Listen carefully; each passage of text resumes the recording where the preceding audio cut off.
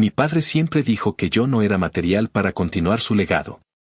Cuando descubrí que me había excluido del testamento, vendí mi parte de la empresa a sus peores rivales. Ahora me llama jefe, y cada semana tiene que venir a pedirme permiso. Su legado no murió, solo cambió de dueño. Crecí en un rincón industrial del Medio Oeste donde el invierno se te mete a los huesos y el olor a metal cortado es tan normal como el café quemado de la mañana. En mi casa, la fábrica era una religión rara, Montgomery & Sons, soportes para techos y piezas que a nadie le importan hasta que se caen. Desde chamaco, mi calendario no se medía por vacaciones ni partidos, sino por temporadas de pedidos, por la semana en que llega el acero, por ese martes en que el taller se llena de ruido y el aire sabe a chispa. Mi papá, Rick, era el sumo sacerdote de ese culto, y no exagero cuando digo que se sabía cada centímetro de la nave y también cada punto débil de la gente. Con los clientes era sonrisa, con los empleados era puño, y conmigo, el hijo mayor, era una mezcla de desprecio y reto permanente. Su frase favorita se me quedó tatuada a la mala: según él, yo no era material para su legado. Lo decía en la oficina, lo decía en la cena, lo decía cuando yo tenía las manos negras de grasa y las botas húmedas de pisar nieve derretida, que yo era blando, que yo dudaba. Que yo no tenía ese colmillo que hace a un cabrón jefe de verdad. Lo decía como quien tira basura al contenedor, sin voltearse a ver si le pegó a alguien. A mis hermanos menores los trataba como si fueran la última coca del desierto, les compraba camisas con su nombre bordado, les daba paseos triunfales por la planta para que saluden al personal. Los sentaba en juntas que no entendían solo para que jugaran a asentir. Los quiero, son familia, pero en el negocio eran una catástrofe con patas, confundían órdenes, firmaban cosas sin leer, daban descuentos por quedar bien y luego se hacían los ofendidos cuando alguien les ponía un alto. Mientras ellos se tomaban fotos en la línea de producción como si estuvieran en un maldito parque temático, a mí me tocó aprender de noche con el supervisor más gruñón de todo Ohio. Revisar inventarios con los dedos entumidos, apagar pleitos con proveedores y meter hombro los sábados para que el lunes no nos comiera la mierda. No me quejo del trabajo, me quejo del circo. Porque una cosa es ganarte tu lugar y otra muy distinta es que te lo nieguen a propósito para que no opaques al príncipe consentido de la casa. Con el tiempo, y porque la empresa tenía esa costumbre de premiar horas extra con más que palmaditas, empecé a recibir un pedacito de propiedad cada año. No era control, ni de cerca, pero sí el tipo de pedazo que te da voz. Nada glamuroso, eran unos papeles guardados en una carpeta azul, con números y firmas que sabían a humo de soldadura. Lo guardé todo como quien guarda herramientas, sin romanticismo, con cuidado. Y mientras guardaba, me repetía esa frase que me hacía hervir la sangre: no eres material. A veces lo decía en voz alta en la camioneta, solo para no olvidar el tono exacto con el que mi papá me quería chiquito. Yo sé que suena rencoroso, y sí, lo es, pero no se inventa lo que se vive todos los días. La fábrica, por fuera, parecía un simple rectángulo de lámina con un letrero orgulloso: orgullo local desde 1987. Por dentro era otra cosa. El pitido de las montacargas se mezclaba con el golpeteo de los remaches, la luz blanca de las lámparas rebotaba en las mesas de trabajo, y los viejos del taller te saludaban con ese respeto que no se compra. Un cabeceo y un lista la orden para el viernes. Ahí aprendí a leer catálogos grasientos, a distinguir acero bueno del que se barre al primer apretón, a saber cuando una pieza está bien aunque no brille. Aprendí también a identificar la mirada de alguien que está harto de que lo traten como basura. Los mejores de la planta eran tipos sin LinkedIn, con manos como palas, que sabían más de flujo de trabajo que cualquier plan de negocio bonito. Y cada vez que uno de ellos hacía un comentario sensato, mi papá lo dejaba hablando solo si el comentario no coincidía con su ego. Me hervía el cerebro ver cómo desperdiciaba talento gratis por pura soberbia. Nunca fui de hacer dramas en la mesa, pero la noche de Acción de Gracias de un año que prefiero recordar con calma fue el principio real del incendio. En casa de mi mamá, el olor a pavo y a puré llenaba todo, y mi papá estaba en el despacho con su abogado de siempre, un señor de corbata apretada que habla como si siempre mordiera un limón. Yo llevaba platos a la cocina cuando escuché mi nombre seguido de esa palabra que te marca como ganado: testamento. Me quedé quieto, con el plato temblándome en los dedos. Mi papá dijo, con esa seguridad de quien cree que es dueño de todo, que dejarme fuera era lo responsable para el negocio. Lo dijo así, como si yo fuera un gasto innecesario. El abogado asintió y balbuceó algo de continuidad y estabilidad, palabras bonitas para esconder una puñalada. Entré por un vaso de agua que no necesitaba y mi papá me soltó esa sonrisa que no llega a los ojos, me dijo que algún día yo entendería. Yo pensé que lo que entendía en ese momento era que el cabrón no me quería adentro ni por error, que su plan perfecto era que yo me quedara sosteniendo la escalera mientras él seguía subido con los suyos. No le hice un show a mi mamá, no le reventé la cena a nadie, pero en mi cabeza empecé a escribir otra historia. Cuando los invitados se fueron y la casa se quedó en ese silencio raro que sigue a las reuniones grandes, me metí al despacho con el pretexto de devolver un mantel. No voy a vestirlo de heroísmo, fue feo. Abrí el cajón equivocado a propósito y encontré el borrador. Leí mi nombre, lo vi tachado de la parte que contaba, y sentí ese vacío que no avisa. Eres adulto, te dices que no pasa nada, que la vida no es una película, que hay que tragar y seguir. Pero no, carajo, sí pasa. Me dolió como mal golpe. Ahí mismo supe que si mi papá estaba tan seguro de que yo estorbaba, iba a tener el gusto de ver qué pasa cuando el estorbo deja de apuntalarle el teatro. A la mañana siguiente me metí a la planta más temprano que de costumbre, con el frío calándome y el aliento saliendo en nubecitas, y vi la nave con ojos distintos. En el pizarrón de producción había garabatos de mis hermanos que no significaban nada, un proveedor había vuelto a mandar tornillos de mierda que nadie se atrevía a rechazar porque es de confianza del jefe. Y en la oficina administrativa había una pila de facturas que olían a luego vemos. Ese luego vemos era el estilo de mi papá. Así crecimos, pateando latas hasta el siguiente mes, arreglando lo urgente aunque se jodiera lo importante.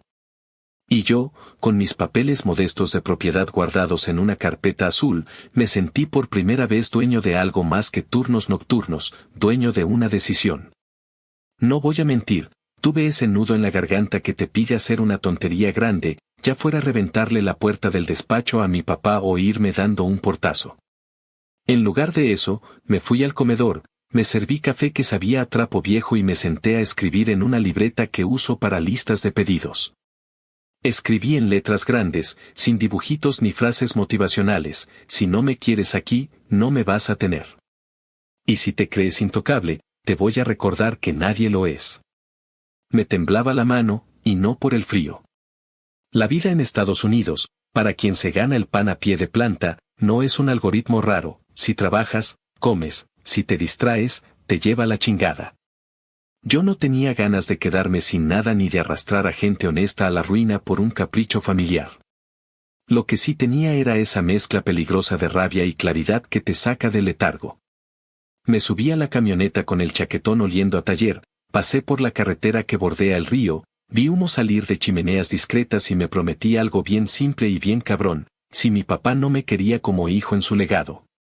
Me iba a encontrar como alguien que sabe dónde duelen las costillas del negocio. No para destruir el empleo de quienes no tienen la culpa, sino para quitarle la corona al pendejo que se la puso solo. No fue un arranque ciego. Antes de mover una pieza, me puse a revisar con calma mis papeles, mis derechos y mis límites. Nada de cuentos de hadas ni de mañana me hago millonario. Yo sabía exactamente lo que valía adentro, mis horas, mi cabeza y ese puñado de acciones que me daban, si no poder, al menos una palanca.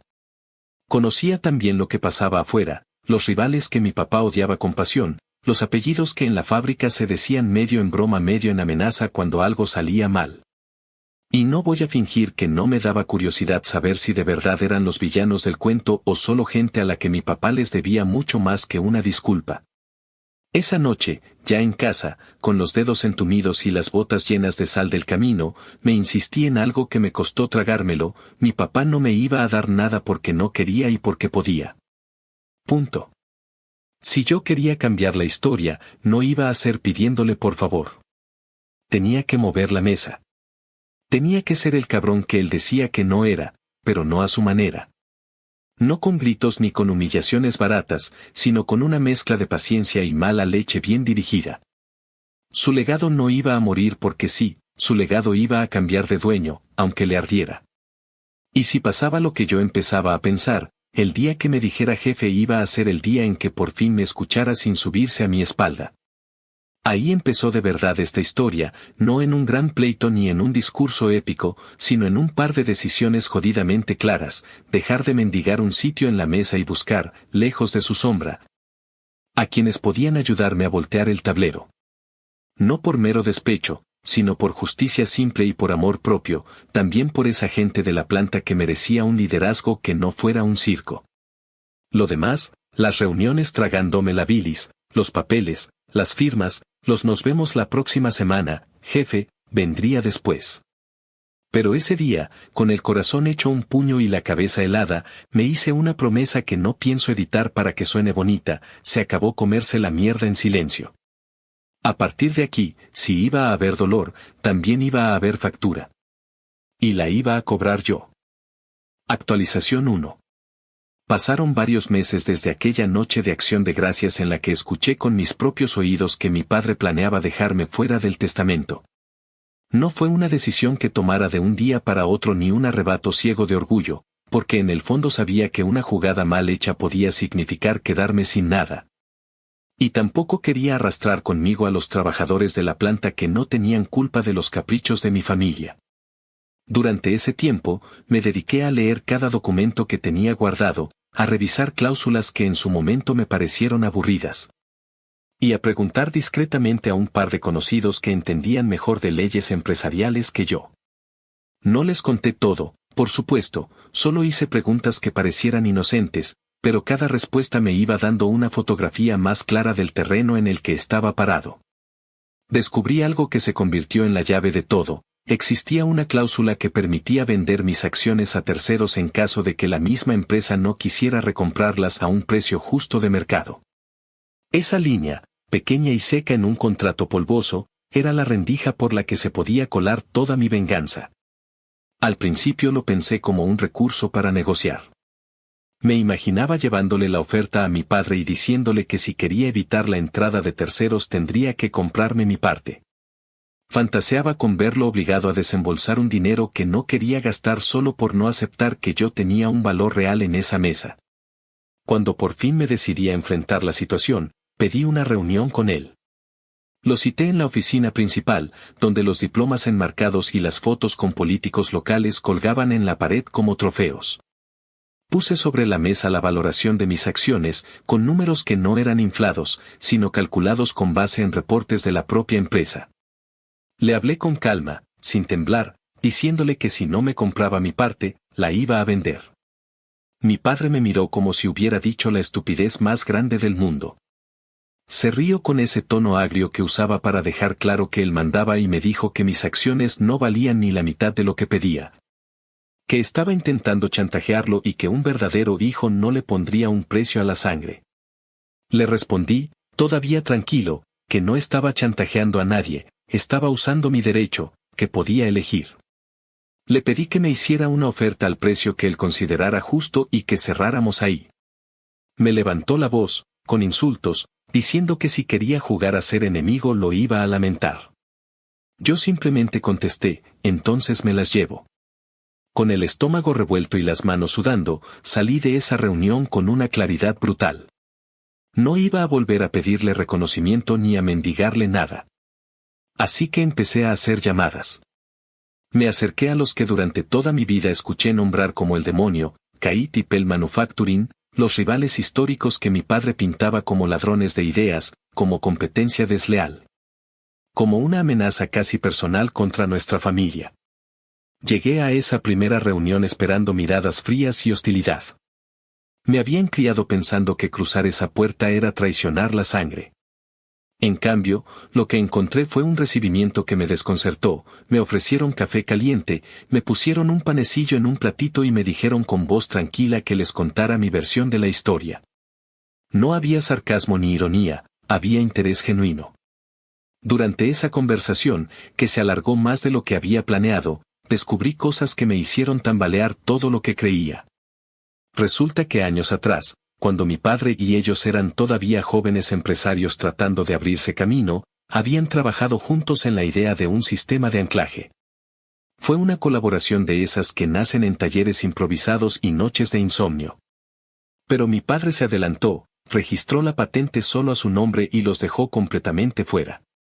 Ellos, que habían invertido tiempo y dinero, se vieron de la noche a la mañana sin nada. Esa jugada los hundió en deudas, les costó clientes y casi les arranca la fábrica. Me contaron esa historia sin rencor teatral, con la calma de quien ya lloró lo que tenía que llorar y decidió seguir adelante. Y mientras escuchaba, me cayó encima la certeza de que tal vez el villano de toda esta película no eran ellos, sino el hombre al que yo había estado tratando de complacer toda mi vida. No sé en qué momento exacto cambié la postura de defensa por la de alianza, pero cuando me pusieron sobre la mesa la oferta de compra por mis acciones, no la vi como una traición sino como justicia. Fue un precio justo, calculado, sin trampas ni intentos de aprovecharse de mí. Lo firmamos a través de una sociedad que ellos controlaban, todo legal, todo claro. Recuerdo que al estampar mi firma, sentí un vacío en el pecho que al mismo tiempo era alivio. Me estaba desprendiendo de la herencia que mi padre había decidido negarme, pero lo hacía a mi manera, no como víctima sino como alguien que tenía las riendas en la mano. Era un paso enorme hacia un futuro que no sabía cómo se vería, pero que al menos ya no estaba encadenado al desprecio de siempre. El día que mi padre se enteró fue un espectáculo. Me llamó al estacionamiento de la planta, a gritos, como si estuviera invocando a un perro. Cuando llegué, estaba rojo de furia, con las venas del cuello hinchadas. Me insultó, me llamó traidor, desleal, me dijo que le había vendido el alma al diablo y que había arruinado a la familia. No levanté la voz, ni le devolví los insultos. Lo miré fijo y le dije con calma, tú mismo me dijiste que no era material para tu legado, pues ya no es solo tuyo. Me fui caminando, con su griterío resonando detrás de mí y la sensación extraña de que por primera vez en años no era yo el que estaba a la sombra. Actualización 2. A comienzos de la primavera de 2020, cuando el frío todavía se agarraba a las madrugadas pero el sol ya daba señales de vida, me presenté en la fábrica con una carta de renuncia impresa en una hoja sencilla y el corazón rebotándome en el pecho como si me hubiera tomado 3 cafés vacíos. Había decidido que no iba a hacer ningún espectáculo, así que dejé la carta en el escritorio de la asistente, entregué mis llaves, devolví la camioneta con el tanque lleno solo para que no tuvieran ni ese pretexto.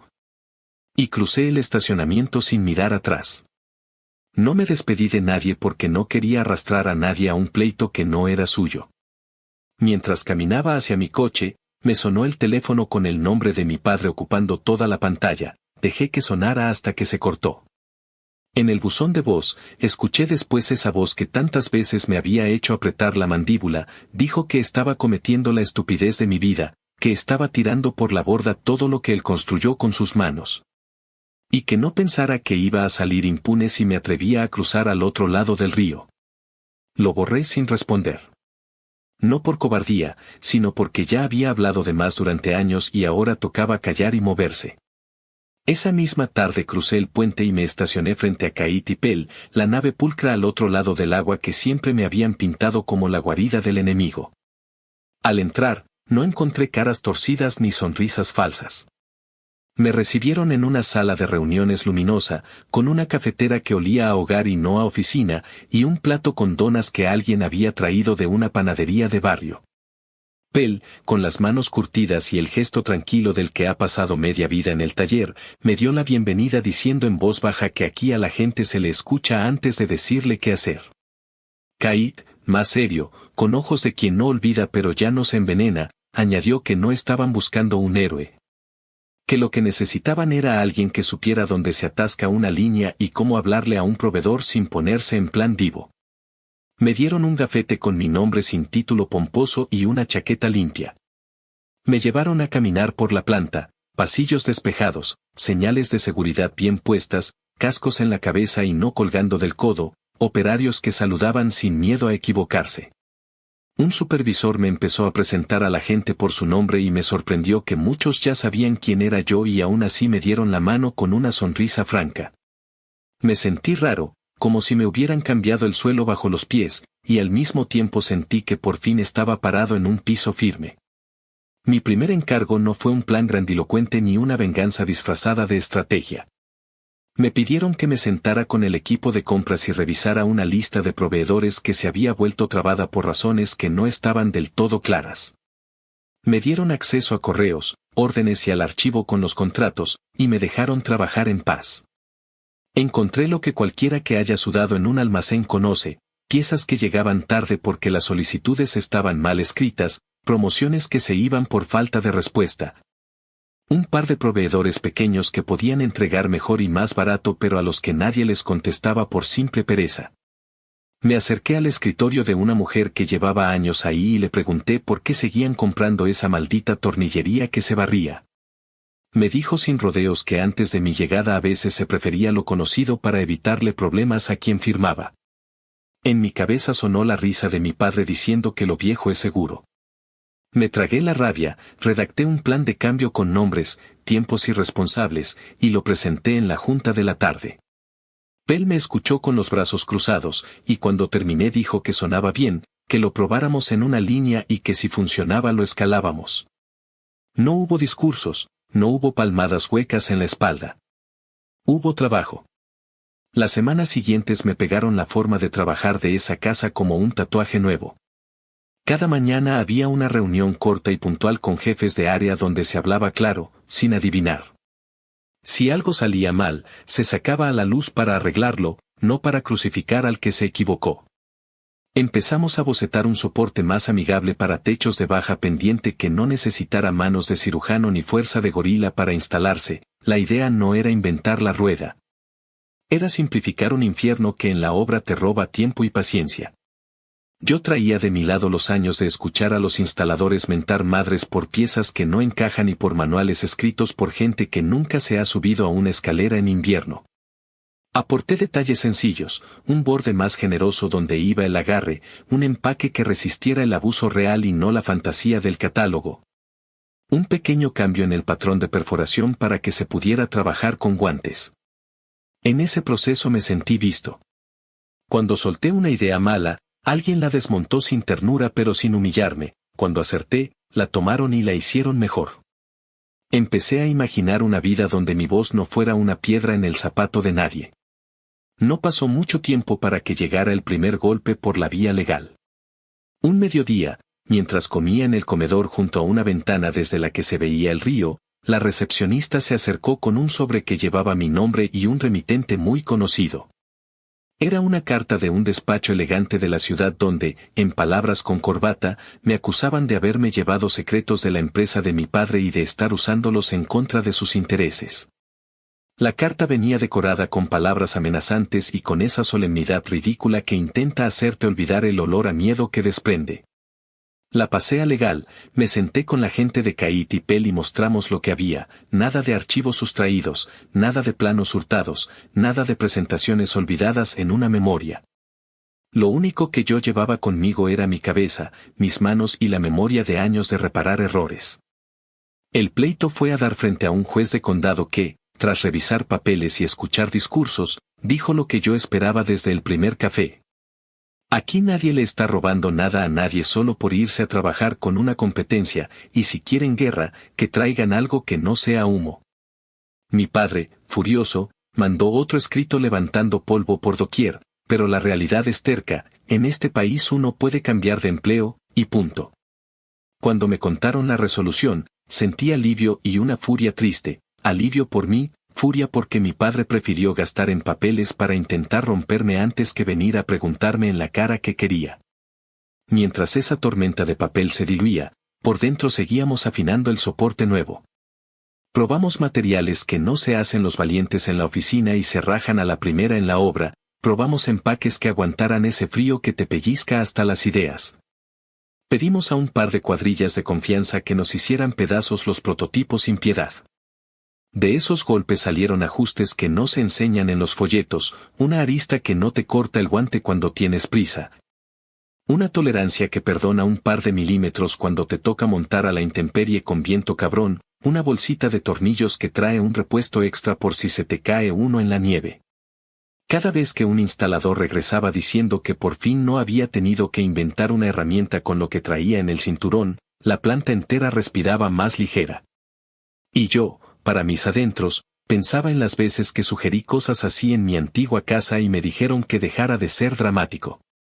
Fue en medio de ese ritmo de trabajo que apareció el rumor de que la empresa de mi padre estaba ahogada. Primero lo escuché de un proveedor que se me acercó con cuidado, como quien te cuenta que vio a un conocido borracho manejando, dijo que llevaban semanas pagándoles tarde. Que había órdenes que nadie firmaba y que el banco andaba preguntando más de la cuenta. Kate, que no habla mucho pero cuando habla hay que poner atención, me pidió que asentara el oído sin hacer circo. Con el tiempo se confirmó lo que ya intuíamos, mi padre se había metido de lleno en un plan de expansión que no despegó y dejó la hipoteca del edificio en manos de un banco local que, con el agua al cuello de varias empresas del área, empezó a mirar números sin cariño. Cuando se trata de deudas, los bancos no son familia, si el papel huele a riesgo, se lo intentan vender a quien se lo compre y a otra cosa. Pell, que además de manos tiene olfato, se movió con una calma fría y habló con gente que sabe negociar sin necesidad de levantar la voz. Al cabo de unas semanas, Kate y Pell compraron esa deuda con un descuento que a mí me sonó a ciencia ficción, pero que para ellos era solo cuestión de paciencia y de no tener prisa por aparecer en la foto. La deuda venía con un paquete de condiciones razonables para cualquiera que quiera mantener el negocio vivo, reportes semanales de caja, autorización previa para gastos grandes, transparencia en inventarios y contratos. Nada del otro mundo en un lugar serio, una patada en el orgullo para quien lleva décadas firmando sin que nadie le pregunte. Me señalaron a mí como la persona adecuada para administrar ese crédito no por capricho ni por malicia, sino porque conocía los flujos, la temporada alta, la baja. Y porque podía distinguir una compra necesaria de una pendejada vestida de urgencia. Yo no pedí ese puesto, pero tampoco lo rehuí. Sabía que me iba a acostar en casa, que mi madre me miraría con esa mezcla de amor y reproche que duele más que cualquier mentada, y que mis hermanos iban a decir que me estaba vengando. Y, sí, claro que había venganza, pero era una venganza con reglas, no una granada en un cuarto lleno de inocentes.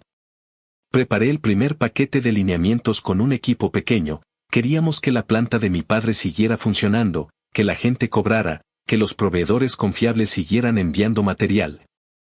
Y que cada gasto que comprometiera más de lo que había en caja pasara por una autorización por escrito. La cifra exacta me la reservo porque no importa para el cuento, lo que importa es que ya no se podía tirar dinero al fuego para pagar caprichos. El día de la primera reunión, hice algo que me supo a hierro, pedí que la citación se enviara por correo y no por un mensaje con sabor a pleito familiar. A la hora acordada, entró mi padre con esa pose de toro que siempre ha usado para asustar a quien no lo conoce. Venía con la mandíbula apretada y el traje escogido para impresionar a cualquiera. Yo llevaba camisa simple y una carpeta con anexos, números claros y puntos de acción. Apenas se sentó, lanzó un discurso que ya me sabía de memoria, dijo que todo aquello era una farsa, que él no respondía ante nadie, que ese papel sin firma suya no valía nada. Yo lo dejé hablar, lo miré a los ojos cuando respiró para seguir, y le expliqué con voz pareja que si quería conservar la fábrica abierta teníamos que trabajar con lo que había y no con lo que él creía que merecía. Le dije que nadie estaba aquí para humillarlo, pero que a partir de ese día había reglas y que, si las seguía, el negocio seguiría vivo, y si no. El banco que ahora no era exactamente un banco haría lo que hace cualquier acreedor cuando se le ríen en la cara. Se hizo un silencio espeso. Pell, que estuvo presente no para regodearse sino para dar respaldo, añadió que el objetivo era que la planta produjera y la gente cobrara a tiempo. Y que para eso necesitábamos que el capitán dejara de piratear su propio barco. Mi padre se recargó en la silla y soltó una risa seca que en otro tiempo me habría hecho encogerme, ahora lo que me dio fue lástima. Hubo un momento en esa reunión que marcó un antes y un después. Cuando le señalé la hoja con el calendario de entregas y las condiciones de aprobación de gastos, mi padre, con la cara roja y la voz ya sin esa seguridad de antaño, dijo que no estaba acostumbrado a pedir permiso. Dijo la palabra como si le supiera a herrumbre. Yo respondí que nadie le estaba pidiendo que pidiera permiso para ir al baño, que se trataba de ser responsable con dinero que ya no era solo suyo. Pell remató diciendo que a veces a los adultos también les toca rendir cuentas. Mi padre cerró los ojos un segundo y, con un gesto que no le conocía, asintió sin mirar a nadie. Firmó donde tenía que firmar, se levantó y, antes de salir, dijo en voz baja que nos veríamos la próxima semana. Y ahí pasó. La palabra que llevaba toda la vida esperando no llegó como un título ni como un trofeo, llegó como una piedra envuelta en terciopelo. Mi padre, casi masticándola, dijo que nos veríamos la próxima semana, jefe. No lo dijo con admiración, lo dijo con odio. Pero lo dijo. Y aunque me gustaría contar que sentí un triunfo limpio, lo que sentí fue una mezcla rara de justicia y tristeza. Ese hombre había elegido cada paso que lo trajo a esa silla. Y yo estaba ahí para que el edificio no se nos viniera encima a todos. Después de esa primera cita, se estableció un ritmo quirúrgico que alguien afuera habría llamado burocracia, pero que aquí era oxígeno. Cada semana, a la misma hora, mi padre entraba con un folder de color diferente, se sentaba enfrente de mí y me presentaba lo que se iba a pagar y lo que podía esperar. Yo hacía preguntas prácticas, no para lucirme: ¿por qué este proveedor? ¿Por qué este volumen? ¿Qué pasó con el lote que devolvieron? ¿Cómo piensan corregir la queja de la semana pasada? Cuando había plan y sentido, firmaba sin drama. Cuando me querían vender humo, frenaba y pedía otra vuelta. Hubo días en los que mi padre aguantó en silencio y días en los que se le desbordó la bilis, pero el mecanismo funcionaba, las luces seguían encendidas, la gente cobraba. Y los proveedores que valían la pena empezaron a confiar porque veían que ya no se prometía lo que no se podía cumplir. No se convirtió mágicamente en una empresa ejemplar, pero dejó de ser una casa en llamas. En paralelo, mi trabajo en Kait y Pel siguió creciendo. El soporte nuevo pasó de prototipo a líneas cortas, de líneas cortas a envío de prueba, y de envío de prueba a pedido formal con un contratista que llevaba años pidiéndonos algo que no le hiciera maldecir al tercer tornillo. La primera factura pagada por ese producto la enmarcamos en chiquito y la colgamos en la oficina de ingeniería, no para inflarnos el ego, sino para recordarnos que los triunfos reales en una fábrica no suenan a fanfarria. Suenan a montacargas en movimiento y a una cuenta que ya no está en rojo. Yo empecé a llevar una libreta solo para ideas de campo, y Pel, con ese humor seco que a mí me curó más que una terapia, me dijo una tarde que ya estaba listo para aprender a equivocarme más caro. Me hizo reír ese comentario y, en el fondo, me aflojó la espalda. Me estaban tratando como se trata a un adulto valioso, sin ponerme un altar ni un bozal. Hubo consecuencias en mi casa, claro que las hubo. Mi madre me llamó una noche con la voz cansada y me preguntó si de verdad era necesario todo esto, si de verdad tenía que ser yo quien le pusiera límites al hombre con el que compartimos apellido. Le contesté lo único honesto que tenía en la boca: si no lo hago yo, lo va a hacer alguien que no le importe la planta ni la gente, y va a apretar hasta romper. Le prometí que mi intención no era aplastar a nadie, que el día que vea que no ayudo diré basta. Se quedó callada y luego dijo que eso de verme como acreedor le partía el alma. Me partió a mí también, qué carajos, pero no iba a retroceder. Mis hermanos, por su parte, me enviaron mensajes enfurecidos llamándome vendido, hipócrita y otras flores. Respondí con una sola línea que me dolió escribir pero que tenía que quedar en claro: si se comportan como adultos y se ponen a trabajar de verdad, yo estaré del mismo lado. Si siguen jugando a hacer de cuenta, no me pidan que les sostenga el circo. Con el paso de los meses, esa rutina de reportes y autorizaciones dejó de ser una humillación pública para convertirse, a regañadientes, en un sistema que evitaba que la empresa se diera un tiro en el pie cada semana. Descubrimos gastos absurdos disfrazados de urgencia, contratos con cláusulas que eran chistes malos y compras de materiales que nadie necesitaba. Todo firmado por ese reflejo de hazlo ya que tantas veces aplaudieron en casa como si fuera virtud. Cortamos lo que sobraba y reforzamos lo que hacía falta. Cuando una compra grande tenía sentido, yo mismo llamaba para acelerar el pago y cuidar la relación con el proveedor. Un par de ellos, viejos zorros del negocio, me dijeron sin adornos que agradecían que por fin alguien en esa oficina contestara el teléfono sin prometer milagros. Yo asentía en silencio y, al colgar, me maldecía por haber permitido durante tanto tiempo que me hicieran creer que eso era ser desleal. Nunca olvidaré la tarde en la que, al cerrar la carpeta de la semana, mi padre preguntó: no con sarcasmo sino con un cansancio que le marcó el rostro, si yo creía que esto tenía arreglo. Dijo esto sin señalar nada, pero los dos sabíamos que era mucho más que un balance.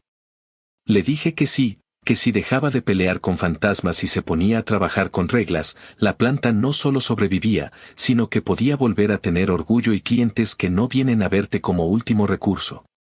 No puse azúcar en la frase, no intenté consolarlo.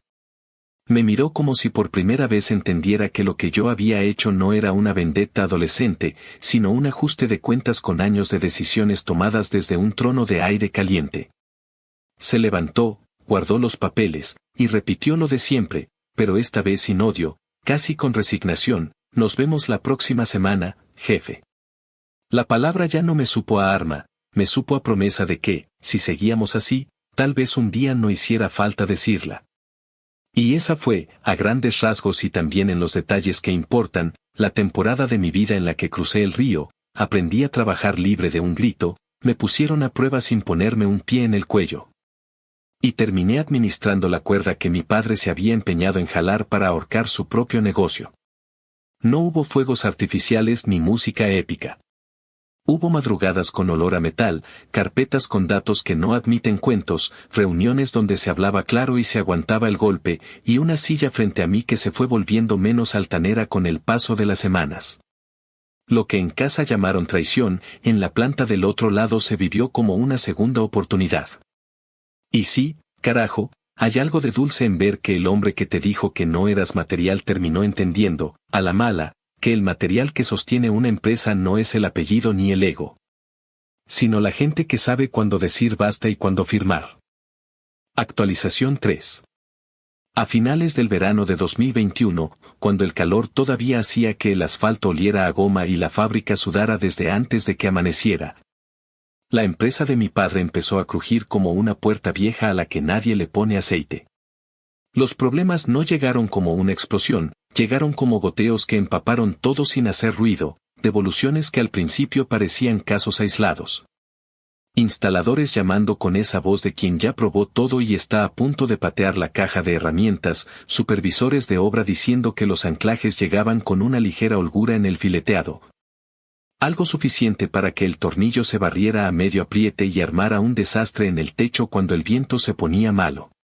Yo veía venir el golpe en los reportes semanales que me dejaban en la mesa, notas de crédito que se apilaban, garantías que se extendían como chicle, compras de acero barato porque mis hermanos, convertidos en príncipes del pasillo por decreto de mi padre, insistían en ahorrar centavos a costa de dólares.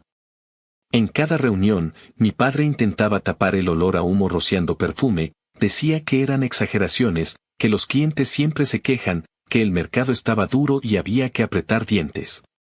A mí me tocaba ser el cabrón que levantaba la mano y preguntaba por qué chingados habían autorizado un lote completo de tornillería de un proveedor al que ya le habíamos señalado problemas 4 veces seguidas. ¿Y por qué demonios nadie había leído el maldito certificado de calidad antes de firmar el recibo?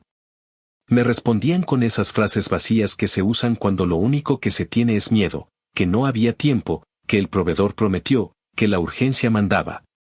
Yo decía que la urgencia no manda, que manda la realidad, y que la realidad estaba mordiendo fuerte. Un lunes al mediodía sonó el teléfono con el tono corto de una llamada que no quiere esperar. Y del otro lado estaba un contratista de Cincinnati con el que la familia había hecho negocio desde que yo era un adolescente con casco flojo. Dijo, en ese tono que te deja claro que está conteniendo la furia, que una cuadrilla había tenido que desmontar media jornada de trabajo porque las piezas no asentaban. Que el cliente final estaba echando humo y que la única razón por la que no nos había mandado a la chingada de manera definitiva era el respeto a la trayectoria. Me tragó la tierra. Colgué, llamé a planta y pedí que detuvieran el despacho del lote hermano, y en respuesta recibí el coro de que no se podía parar nada porque ya estaba facturado y porque mi hermano menor, que traía el título inventado de director de operaciones, había prometido que todo estaba perfecto. Pedí el plan de acción y me mandaron un correo con 3 renglones que parecían escritos por un estudiante que no quiere reprobar, revisar, ajustar, reenviar. Llamé a mi padre y le conté sin adornos, y me dijo que no exagerara, que a veces hay contratiempos y que yo estaba sobreactuando para quedarme con el control. En ese instante, por dentro, le menté la madre con todas las letras mientras por fuera le repetía que si salía otro lote defectuoso no habría control que valiera, solo una caída en cadena. Para cuando el calendario empezó a oler a otoño, la caja era un animal nervioso que se encogía ante cualquier ruido. Las devoluciones ya no eran anécdota, eran un síntoma claro, y la nómina estaba a salvo solamente porque yo llevaba semanas priorizando pagos a proveedores críticos y pateando cualquier gasto que oliera a capricho. No faltó quien, en la oficina de mi padre, se quejara de que yo era un aguafiestas, de que no entendía la visión, de que estaba asfixiando la empresa con mis malditas autorizaciones. Me enteré de que uno de mis hermanos había regañado a un jefe de producción por llevarle quejas al enemigo, y me ardió la sangre porque ahí estaba resumido el problema. Para ellos, cualquiera que pusiera freno era enemigo. En paralelo, los viejos del taller, esos que siempre dicen menos de lo que saben, me empezaron a pasar señales en voz baja. Comentaban que los cambios de último minuto ordenados desde la oficina eran imposibles, que se lanzaban ajustes sin probar, que se movían piezas de una línea a otra como si fueran fichas sin consecuencias.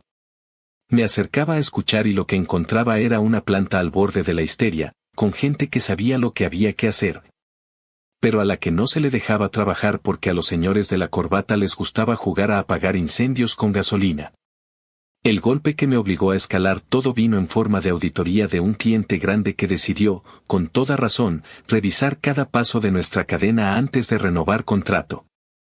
En vez de prepararse con calma, mis hermanos se dedicaron a inventar presentaciones bonitas, y mi padre, fiel a su estilo, dijo que todo saldría bien porque siempre había salido bien.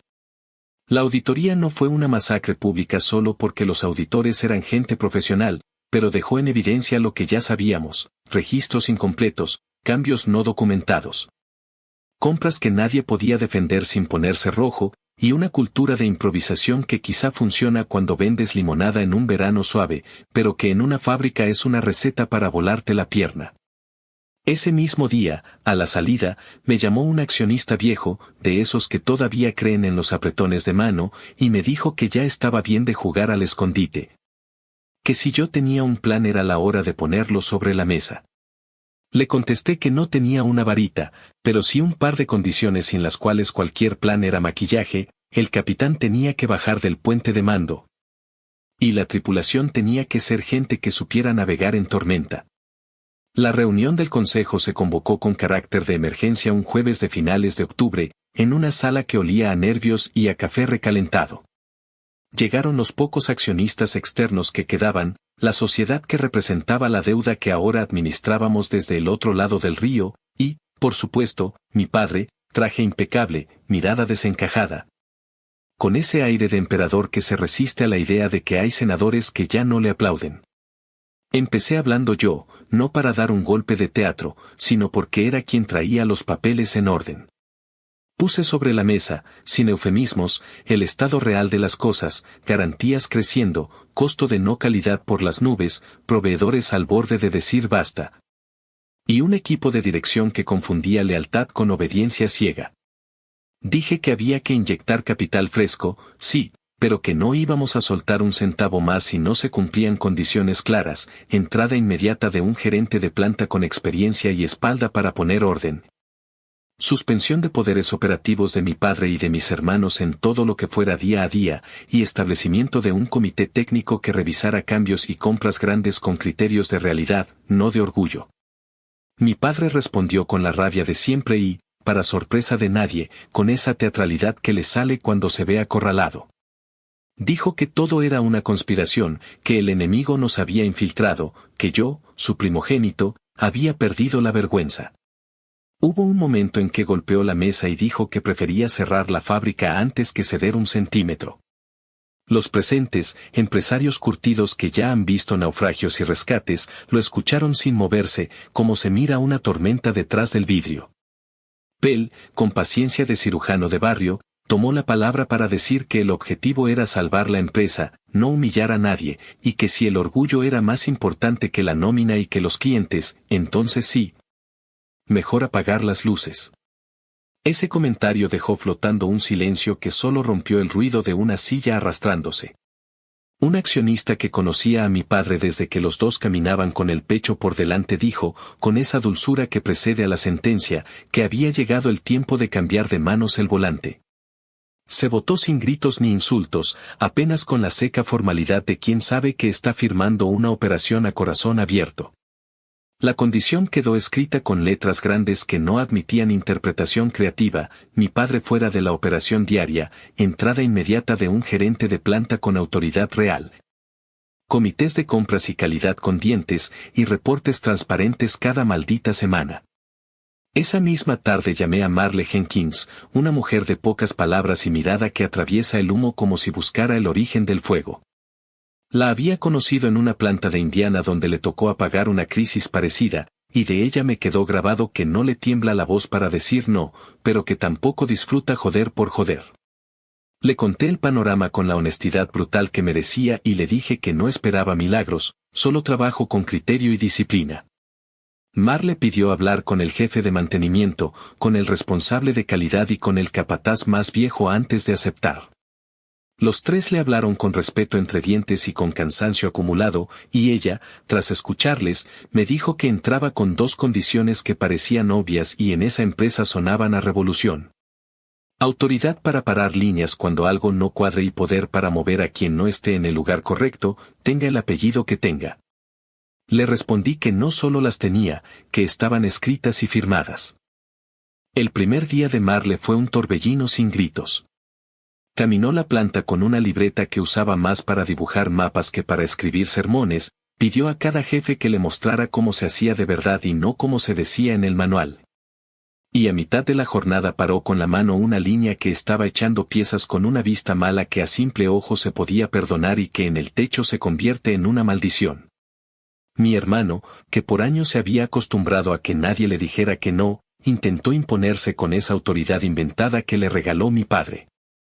Marle lo miró y, con voz sin filo pero sin una gota de miedo, dijo que aquí no había sillas reservadas, que había responsabilidades, y que si quería jugar a jefe se sentara a aprender con quien sabía. Fue una humillación pública, sí, pero fue también la primera lección real que recibieron muchos, ya no mandaban los apellidos, mandaba el trabajo bien hecho. En menos de un mes se notaron los cambios que no llegan en PowerPoints, sino en la respiración de la planta. Se implementaron controles sencillos que no son magia, son respeto, primeras piezas revisadas con lupa y no con fe, bitácoras que se llenan porque sirven y no para llenar carpetas. Compras que pasan por un filtro de cabeza fría y no por la urgencia caprichosa de quedar bien. Marle instauró algo que yo llevaba años suplicando: cuando un proveedor la caga de manera repetida, se le saca del juego sin discursos suavizantes, y cuando un proveedor hace las cosas bien, se le reconoce con constancia. No con promesas al aire. En paralelo, se armó el comité técnico con gente que no sale en las fotos pero sostiene el techo, y cada cambio de diseño, por pequeño que fuera, tuvo que demostrar en pruebas de campo que no nos iba a explotar en la cara. Hubo resistencia, claro, sobre todo en la oficina donde se habían acostumbrado a confundir moverse con avanzar. Esa resistencia duró lo que suele durar en presencia de alguien que no discute sobre opiniones, sino sobre hechos, unas cuantas semanas, hasta que los números dejaron claro que la fábrica, sin fuegos artificiales, empezaba a sangrar menos. Mi padre, ya fuera del día a día, venía cada semana a la cita que tanto odiaba y que a mí me sabía a medicina amarga pero necesaria. Los primeros encuentros después de la entrada de Marle fueron tensos, intentaba regresar al juego por la ventana, quería opinar en cosas que ya no estaban bajo su sombra. Yo lo escuchaba por educación y luego volvía al guión: esto se aprueba, esto no, esto se paga después, esto se discute con el comité. Nunca le falté al respeto, pero nunca más lo dejé avanzar por la fuerza de sus gritos. Una tarde, mientras revisábamos un paquete de pagos que incluía un pedido grande de material crítico, me preguntó si estaba contento con haberlo bajado del estrado. No respondí con una frase bonita, respondí con la verdad que más duele porque no trae insultos pegados: estoy contento de que la gente cobre a tiempo y de que los clientes dejen de vernos como un chiste caro. Y si para eso había que quitarte del volante, entonces sí, estoy contento. Mi padre apretó los labios, guardó silencio, y firmó. La siguiente semana volvió con la voz más baja, y aunque siguió dolido y orgulloso, empezó a llegar con papeles mejor preparados, con preguntas menos defensivas, como alguien que entiende, aunque no lo admita, que la disciplina no es un castigo sino una red. Para cuando el invierno se asomó con su aliento frío y el río empezó a teñirse de ese gris que anuncia nieve, la cosa ya no era el circo que heredé de mi apellido. No voy a decir que todo se volvió perfecto, porque no cuento cuentos de hadas, pero sí puedo decir que la planta caminaba con menos tropiezos y que la palabra urgencia se ganó su significado real. Algo que ocurre de vez en cuando y no un estilo de vida. A los trabajadores se les notaba en los hombros, ya no tensos por el siguiente capricho, sino cansados por trabajar de verdad.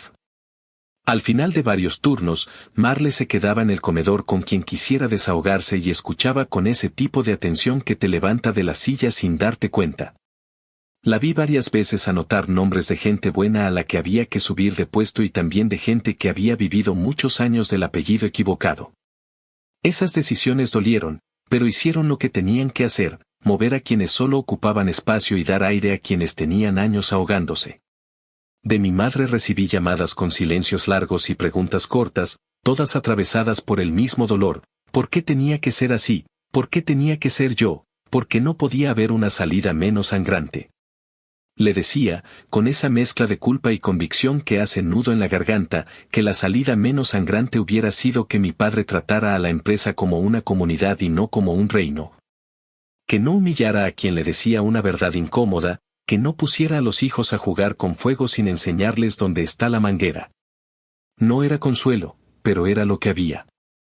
Mis hermanos, derrotados en su pequeño teatro, intentaron al principio montar una guerra en pasillos y chats, pero al ver que sus berrinches rebotaban en un muro de reglas empezaron a bajar la voz. Algunos días ayudaron, otros entorpecieron, y en ambos casos encontraron la misma respuesta, gracias cuando sumaban, puerta cuando estorbaban. La novedad les arrancó la soberbia a golpes. Esa actualización de mi vida, si tuviera que resumirla sin traicionar detalles, fue el tránsito de una empresa gobernada por caprichos a una empresa amarrada por reglas simples pero férreas. Fue la temporada en la que una mujer que no venía a buscar amigos, sino resultados, le devolvió dignidad a una planta que se había acostumbrado a sobrevivir con cinta adhesiva. Fue también la temporada en la que el apellido que durante años se usó como llave dejó de abrir puertas automáticas y se encontró con la realidad de que aquí manda quien hace lo correcto, no quien grita más. Y sí, fue la temporada en la que mi padre, a fuerza de topetazos, descubrió que cada semana tenía que presentarse con un folder bajo el brazo para pedir lo que detestó pedir toda su vida, autorización. No para humillarlo por deporte, sino para recordarnos a todos que el trabajo de verdad no se sostiene con discursos inflamados ni con fotos de inauguración. Se sostiene con decisiones que miran hacia adentro y hacia la gente que se pone el casco cada maldita mañana. Actualización 4. Pasó poco más de un año desde que Marle tomó las riendas de la planta y desde que mi padre fue sacado del día a día con esa votación silenciosa que, aunque no sonó a campanazo, retumbó en cada pasillo. Para cuando llegó la primavera de 2023, el aire traía ese olor a tierra mojada que te recuerda que todo lo que parecía muerto se puede levantar si lo riegas a tiempo y dejas de hacerte pendejo. La fábrica ya no respiraba a sobresalto, los viejos del taller se habían quitado de encima la costumbre de mirar por encima del hombro esperando el berrinche de alguien con apellido. Y las piezas salían con menos drama y más oficio. Yo tenía, a esa altura, 2 libretas, una con listas de lo que entraba y salía en la empresa de mi padre, esa rutina dura de aprobar o frenar gastos con la cabeza fría.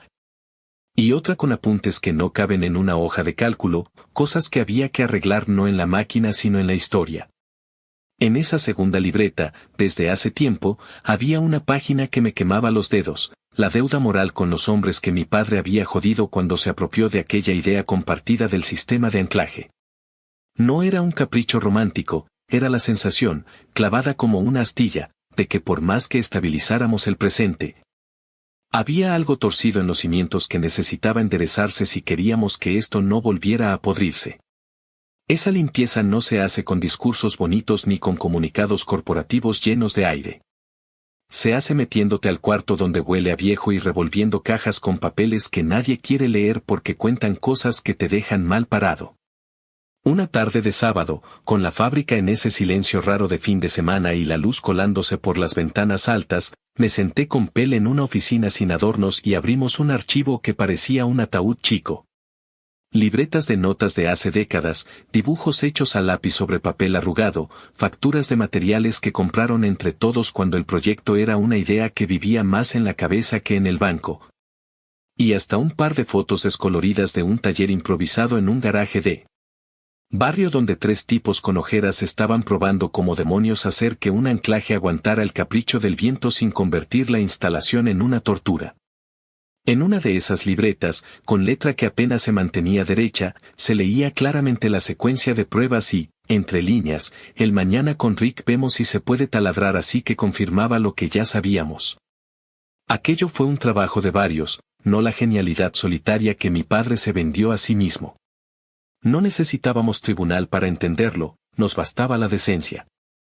Pel cerró la libreta despacio, como quien guarda una fotografía de alguien que ya no ve, y dijo que a estas alturas él no quería venganza, quería fin.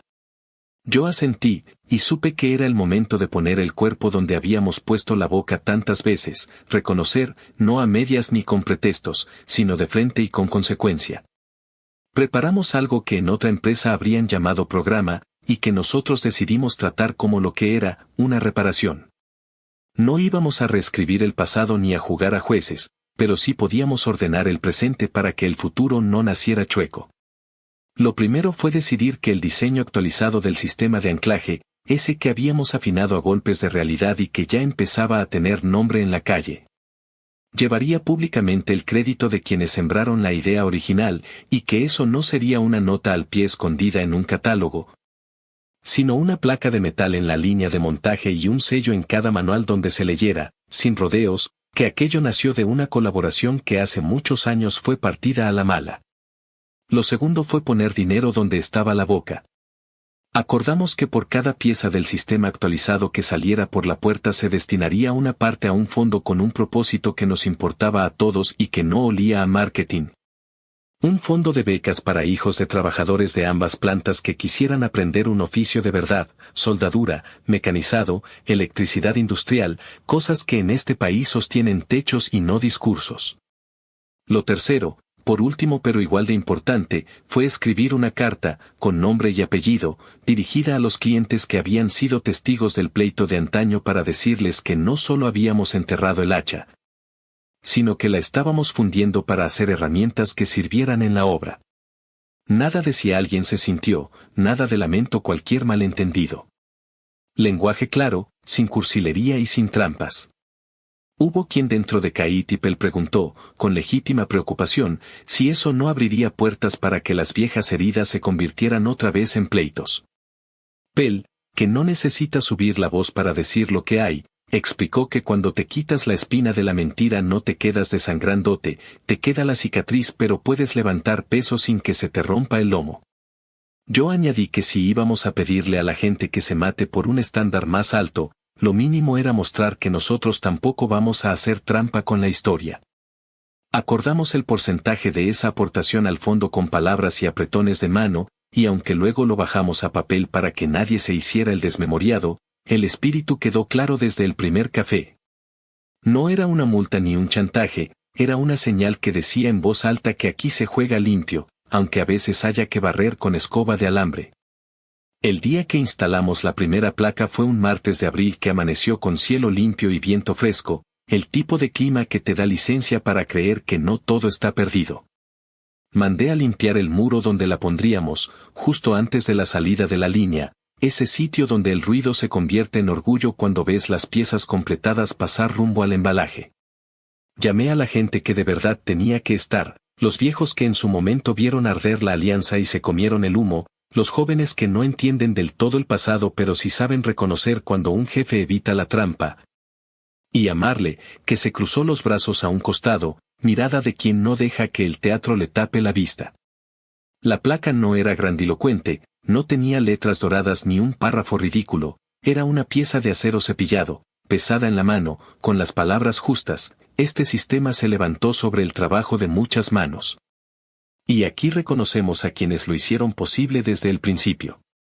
Pel y Kate, nombres que por años en mi casa se pronunciaban con espuma, estaban ahí grabados como parte de la columna vertebral, no como adorno. Cuando la atornillamos, el taladro vibró como vibra el pecho cuando sueltas algo que llevabas apretando demasiado tiempo.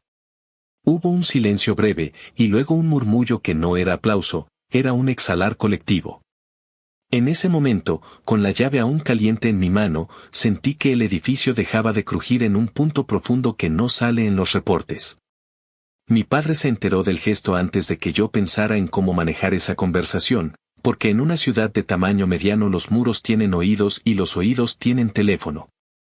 Apareció esa misma tarde, cruzando la recepción con pasos grandes y el ceño partido, sin casco, con la soberbia de quien cree que todavía le abren todas las puertas a base de puro apellido. Seguridad lo paró con educación casi ceremonial y le ofreció un casco, y él lo tomó como si le estuvieran entregando un sombrero de payaso. Caminó hasta la línea donde la placa brillaba nueva, la miró con esa mezcla de incredulidad y rabia que te pone rojo el cuello, y soltó esa frase que me persigue desde entonces: eso era mío, cabrones. Pel, que estaba ahí no por morbo sino por respeto a su propia historia, dio 2 pasos al frente y le contestó con calma que nunca fue solo suyo y que lo sabía desde el día en que firmó sin mirar atrás. No hubo gritos, no hubo empujones, no hubo escena de película barata. Hubo la seriedad de un cementerio sin drama, verdades dichas sin maquillaje. Yo no añadí nada, no porque me faltaran ganas, sino porque entendí que mi papel ese día no era discutir, era sostener el gesto. Saqué unos sobres con los primeros cheques para el fondo de becas, firmados con esa mano que a veces me tiembla cuando firmo cosas que pesan en el alma. Y se los entregué a la persona de finanzas que los haría llegar a la cuenta que habíamos abierto para ese propósito. Mi padre me miró como si le estuviera quitando algo de la boca. Yo sostuve la mirada y no le di ni una palabra que pudiera convertir en gasolina. Después de la escena en la línea, lo llevé a una sala chica donde cabe un escritorio y 3 sillas. Le ofrecí café por pura educación, y me dijo que no quería nada, que lo único que quería era entender quién me creía que era para reescribir su vida. Le contesté con la verdad más simple, la que no necesita adornos: no estoy reescribiendo nada tuyo, estoy escribiendo bien lo que tú escribiste torcido, y lo hago porque si esta casa quiere durar, tiene que aprender a soportar su propio peso sin usar mentiras como puntales. Se quedó callado, no porque aceptara mi punto, sino porque había comprendido que ese tren ya iba en marcha y que, por primera vez, no podía tirarse a las vías y detenerlo con su berrinche. Se levantó, me dio la espalda y soltó una última puñalada que a mí ya no me entra: disfrútalo, jefe, pero acuérdate de que sin mí no habrías aprendido nada. Me reí por dentro, porque quizá ahí tenía razón a su modo retorcido: a veces el mejor maestro es el cabrón que te obliga a inventarte una columna vertebral. Esa noche, cuando el edificio quedó a oscuras y solo se escuchaba el zumbido antiguo de la electricidad, me subí a la camioneta con la sensación extraña de haber cruzado otra frontera invisible. En el camino a casa marqué el número de mi madre, porque sabía que, aunque nadie le contó la escena con pelos y señales, llevaba el corazón atravesado. Me contestó con voz baja, esa voz que usa cuando no quiere llorar, y le dije que habíamos puesto una placa reconociendo a Pel y a Kate por la idea original. Y que además habíamos puesto en marcha un fondo de becas para los hijos de los trabajadores. Me preguntó si eso era necesario, como si la palabra necesario pudiera con lo que pesa la justicia cuando llega tarde. Le dije que sí, que hacía falta como hace falta ponerse el casco aunque el recorrido sea corto, que si no lo hacíamos ahora luego se nos iba a caer el techo encima y no íbamos a saber por qué. Me dijo que tu padre no duerme, y yo le contesté, sin maldad pero sin filtro, que yo tampoco dormí durante años. Hubo un silencio largo, y luego mi madre susurró que lo que más le jodía era que me tocara a mí enderezar lo que otros torcieron. Le dije que lo único bueno de todo esto es que al menos nadie me va a decir que no lo intenté hacer bien. No me perdonó nada, pero me entendió en un centímetro que para mí valió una milla. Los días que siguieron al gesto tuvieron un efecto raro y potente que no esperé con tanta claridad. Un proveedor viejo, de esos que te venden sin catálogo porque se saben el inventario de memoria, me llamó para decir que se había enterado y que por fin veía que no estábamos jugando a hacer relaciones públicas. que estábamos sintonizando la brújula. Un instalador que no tiene pelos en la lengua nos mandó un mensaje escrito con faltas y entrañas donde decía que agradecía ver nombres en una placa que no fueran solo los del dueño de siempre. No es que de la noche a la mañana se nos llenara el correo de aplausos, más bien se abrió un canal donde la gente se atrevió a contarnos lo que antes se callaba por puro cansancio. Entre esos mensajes hubo uno que me clavó la mirada en el techo varios minutos. Un hombre que había trabajado en el garaje aquel de los primeros ensayos escribió que ya se sentía en paz, que no necesitaba que le dieran un palco, que le bastaba que su esfuerzo no quedara enterrado bajo el ego de un solo hombre.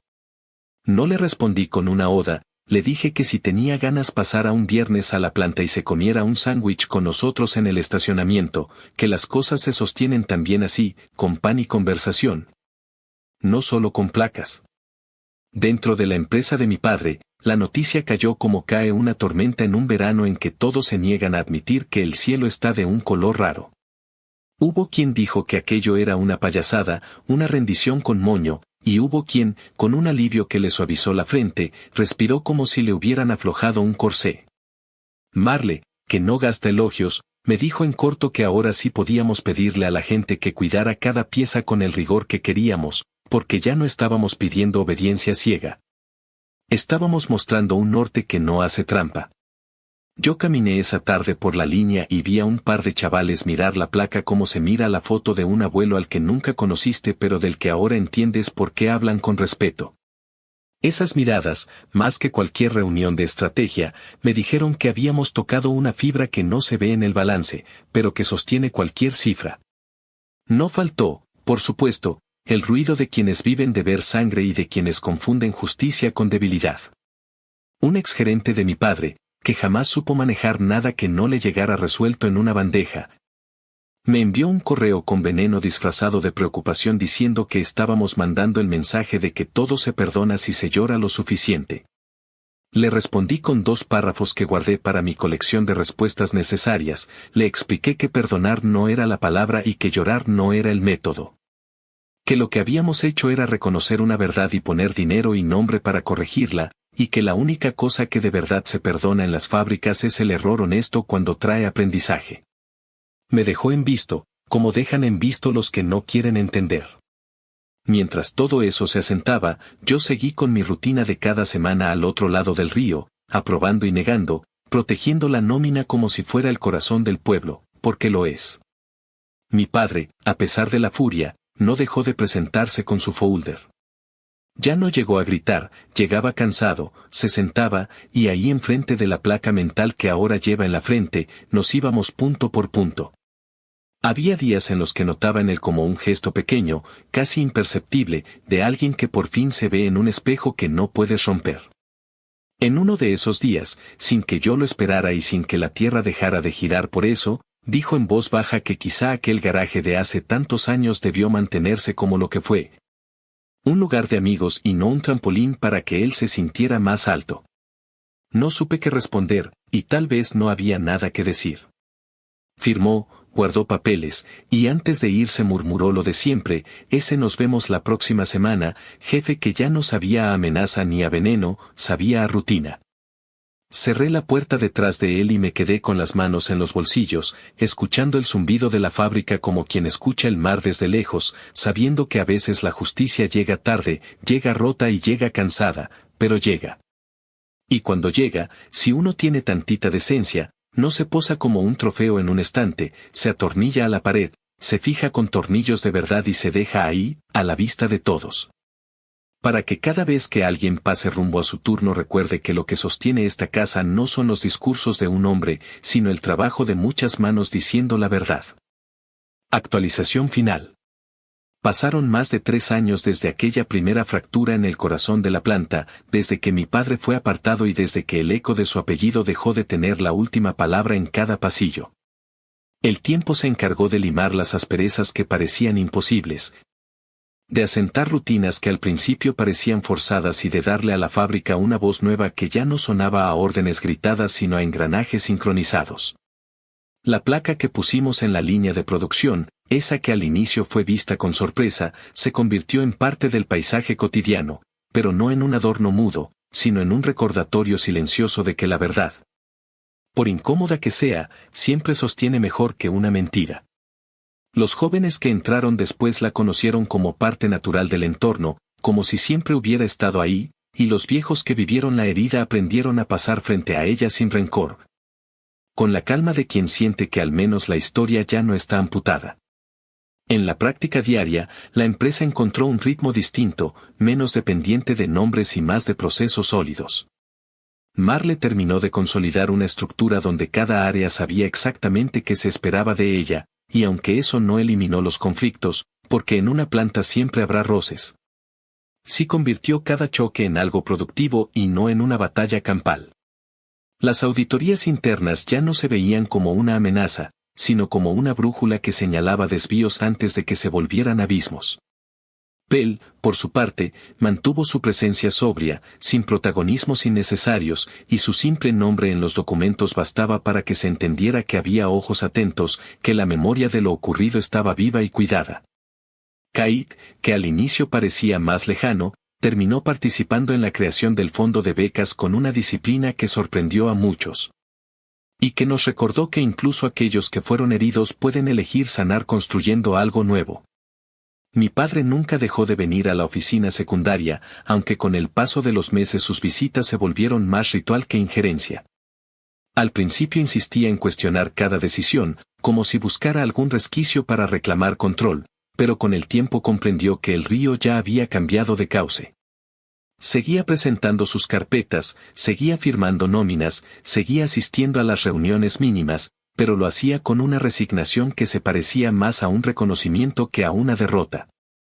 Había momentos en los que parecía aceptar, aunque sin pronunciarlo jamás, que lo que habíamos hecho no era contra él sino contra su forma de hacer las cosas. Alguna que otra vez dejó escapar frases que rozaban la aceptación, pequeñas grietas en su coraza, como cuando mencionó que tal vez en su época nunca entendió que sostener una empresa no es lo mismo que sostener un ego.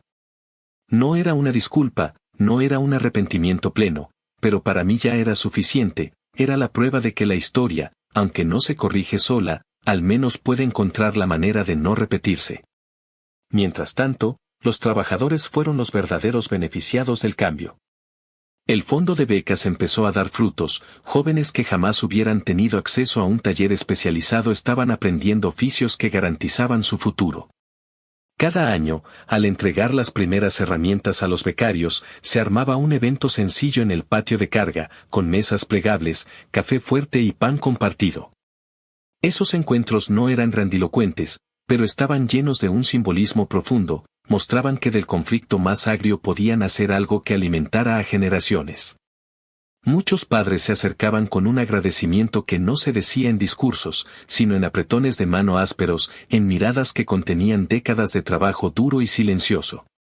Era en esos momentos cuando yo entendía que la verdadera reparación no estaba en las palabras ni en las placas, sino en esos chicos que con manos manchadas de grasa miraban hacia adelante con la seguridad de que su esfuerzo tenía un lugar.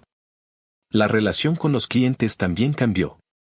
La transparencia con la que asumimos la deuda moral se convirtió en una carta de presentación que pocos esperaban, y aunque al inicio algunos lo miraron con escepticismo, pronto entendieron que aquello no era teatro. La confianza volvió a asentarse, y con ella llegaron proyectos más ambiciosos, pedidos que exigían más capacidad técnica pero que también nos colocaban en una posición sólida en el mercado.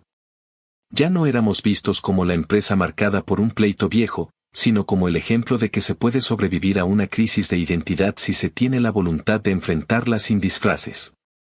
Incluso competidores reconocieron, aunque a regañadientes, que la manera en que resolvimos el conflicto sentó un precedente que difícilmente podían ignorar. Y en la industria, donde la memoria suele ser larga y cruel, eso no era poca cosa. Con el tiempo, también yo encontré un lugar distinto en todo esto.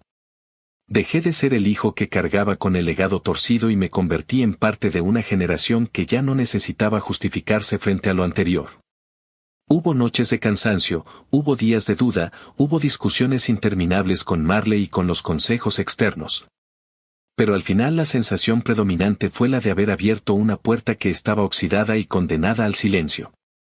Cada paso, cada decisión, cada cheque firmado y cada encuentro con los trabajadores me confirmaba que lo más importante no era la perfección sino la coherencia.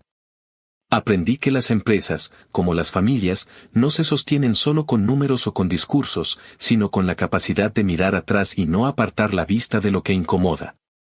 El cierre de este ciclo no llegó con un evento espectacular ni con una ceremonia final.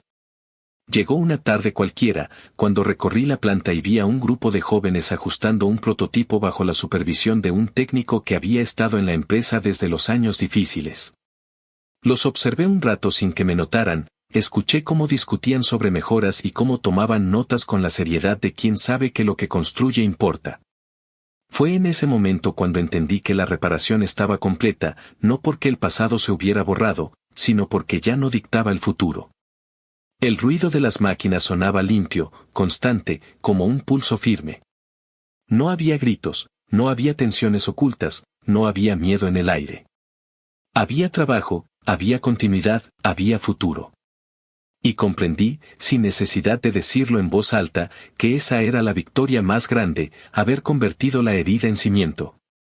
El dolor en aprendizaje y la historia torcida en un camino recto por donde otros podían caminar sin cargar la sombra de quienes vinieron antes.